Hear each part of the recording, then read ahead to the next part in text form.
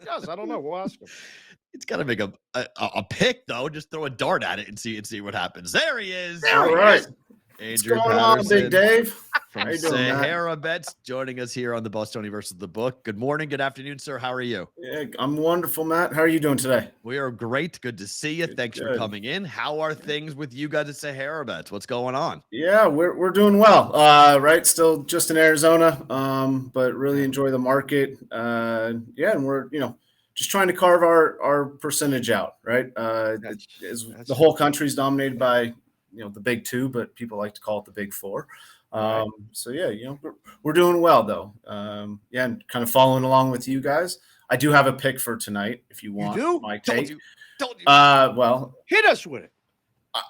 I got to go with the St. Mary Gales. You do? I do. Yeah. I mean, listen, I think they're sick of losing in the West Coast Conference final.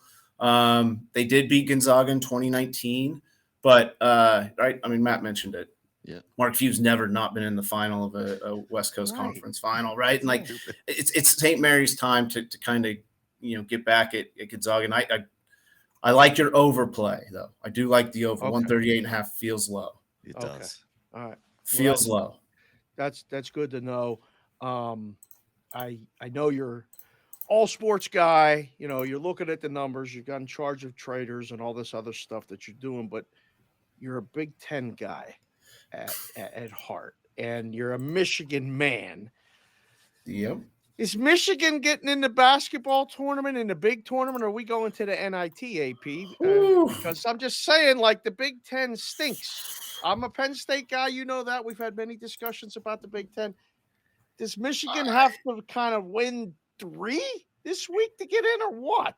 No, they got to win 2, right? You got to win. You got to beat Rutgers on Thursday, and then you get Purdue, right? Can beat Purdue, no. And if you beat Purdue, you beat Rutgers, beat Purdue, you're likely in. But now, the number against Purdue is that's the 7. Might be higher. Neutral, yeah. Could be. But Purdue's beatable, right? I mean, the Big Ten, as you said, Big Ten stinks, but they might get 9 teams in. Yes. How is that possible? But you're right. Like, they might get 9. There's talking of maybe getting 10, depending on how these other bids go this week. Of course, yeah. Right. And, Michigan struggles to close games out. They should have, they were up 7 on Illinois in overtime, lost that one.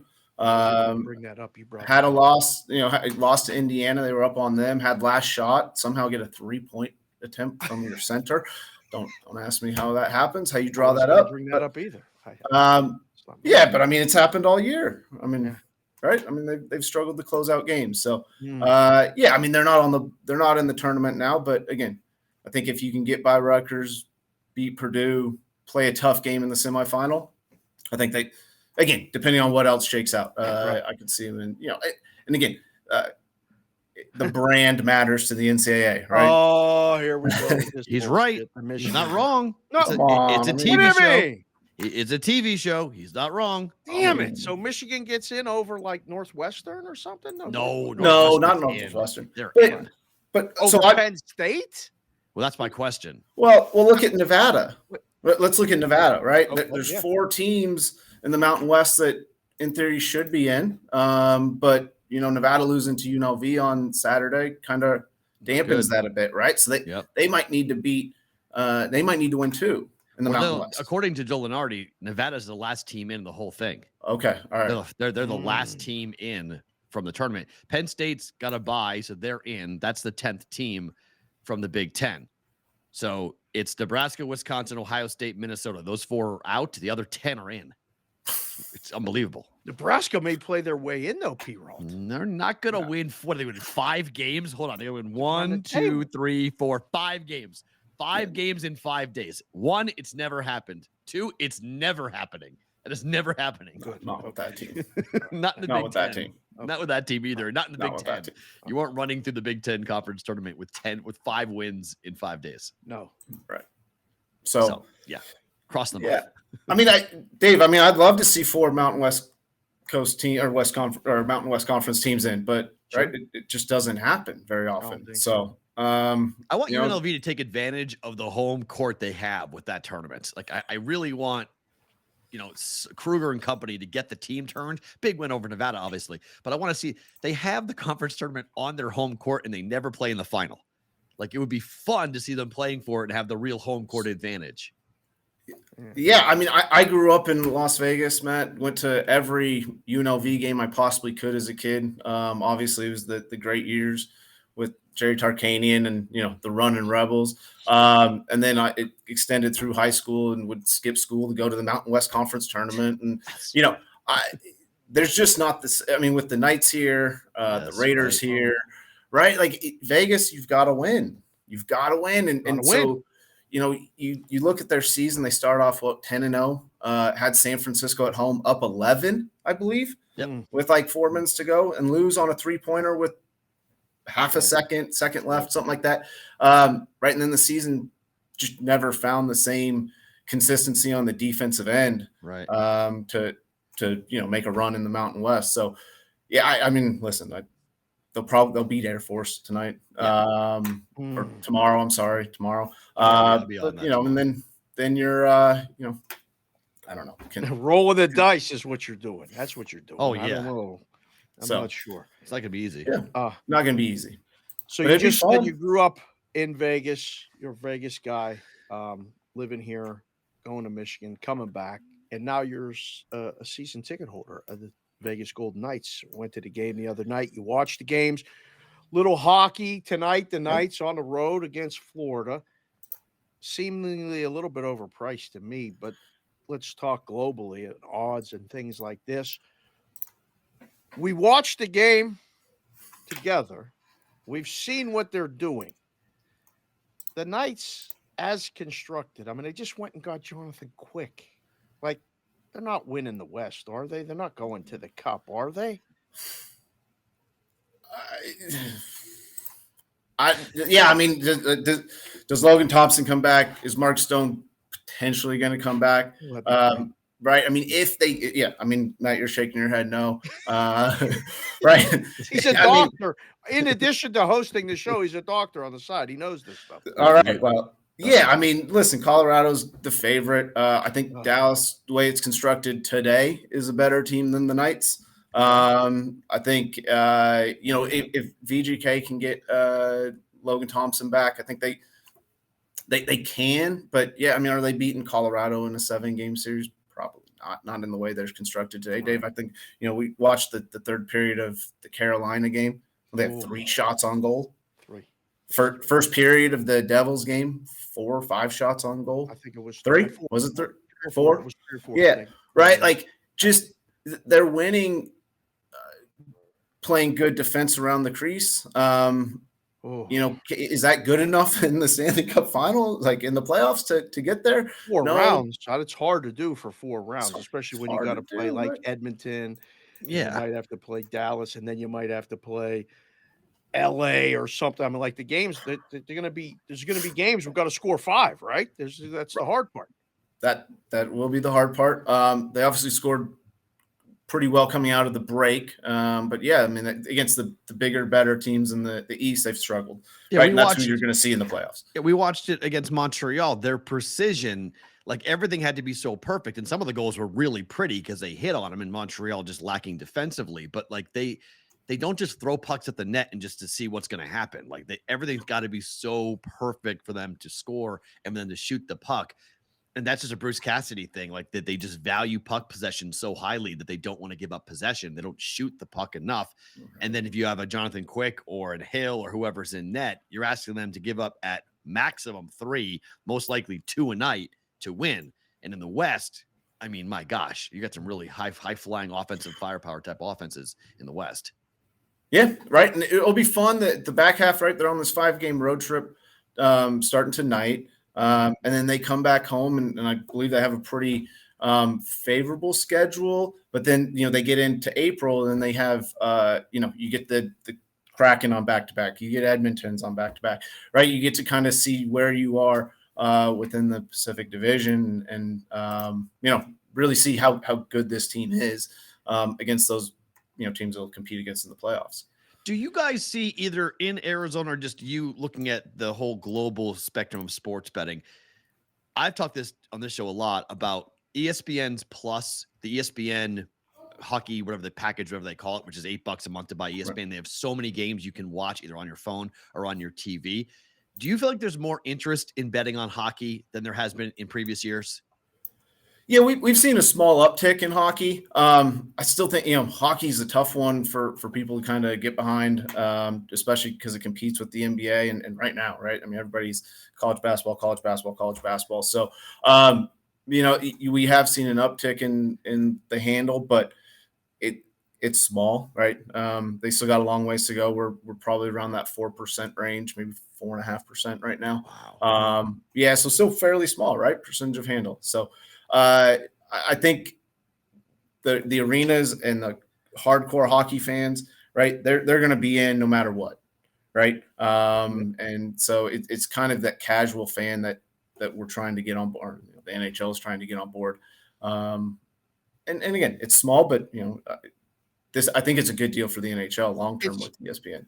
And it's passionate. That's what they're going to build on. And if we get all of our kids, you're a girl dad, Perrault's a girl dad, I'm a girl dad. The girls love the hockey. The kids love the hockey. I mean, you take them and they once you take them in person, they're done. That's it. You got a fan, right? So you guys are running a shop in Arizona. I don't know if you've heard, but the best team in the NBA. In the West, at least, is in Arizona. Yeah. The Phoenix Suns, KD, all of this stuff. I'm going to guess, do you need against Arizona? The Phoenix Suns to win the NBA championship? Are you already sweating that? What's it look like in the NBA? Yeah, so we're not sweating too bad the Suns right now. We've been on the lower end with them kind of all season, but we will, we do. Frozen. Snap your fingers. Come back. Wait, come on, baby. It says connection problems. Hold on.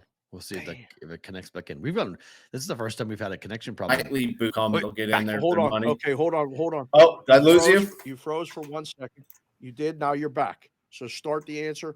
Pretend. Take two. Okay. Suns. Go. Suns. Yeah. So we've been lower on the Suns all season in terms of Western Conference winner and the NBA championship. So we're not sweating them to win the whole thing, but we do nightly boosts on the Suns. So every game, the Suns, the price on the Suns money line to win is better than what you'll get anywhere else in the market. So we sweat them on a nightly basis. Some of it's customer acquisition, some of it's customer retention play, and some of it's just to support the team, right? To be behind, because again, we are only in Arizona, so. It's something that we could offer that we don't have to worry about everywhere else.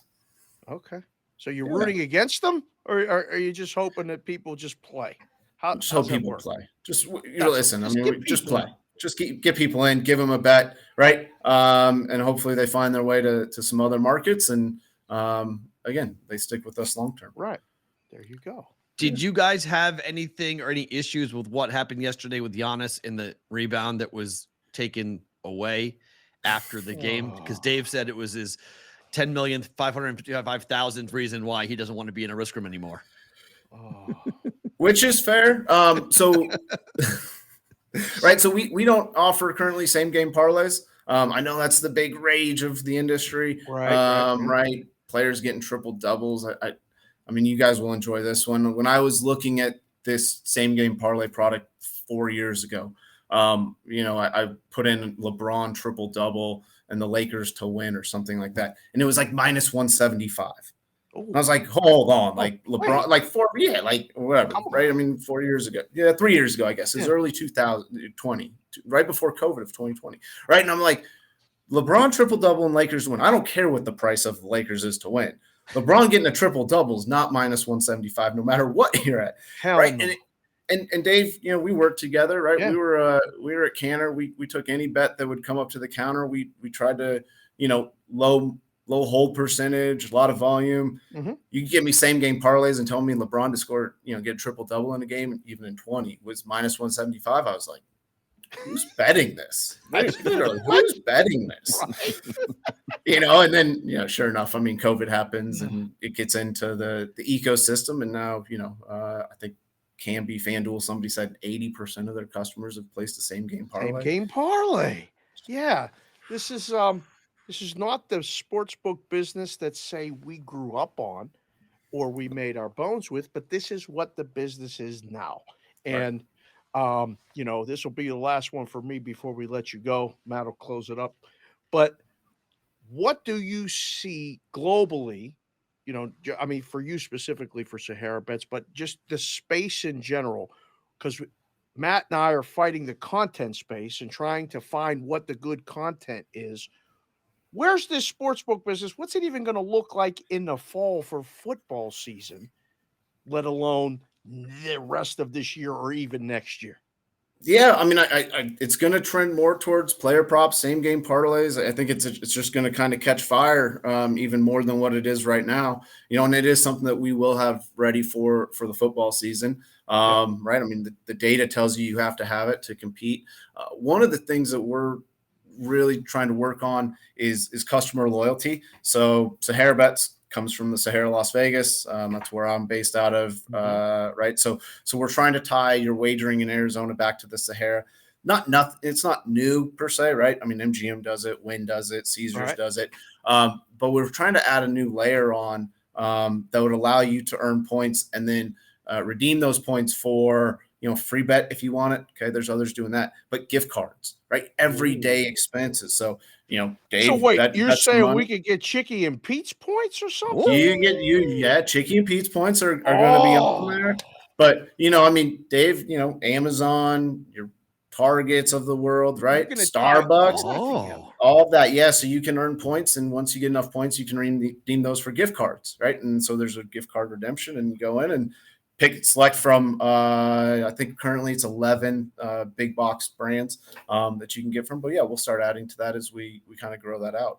So very cool. Yeah, so it's a little different, right? We're in Arizona watching the show. Give SaharaBets a shot there, and follow Andrew on Twitter. That's what. There we go. So last one for you guys coming up, either March Madness this summer, whatever. What are you guys coming up on property? Because Dave and I always laugh about the speakers that are in the cement when you walk in. The thump that you get when you walk into the property is amazing.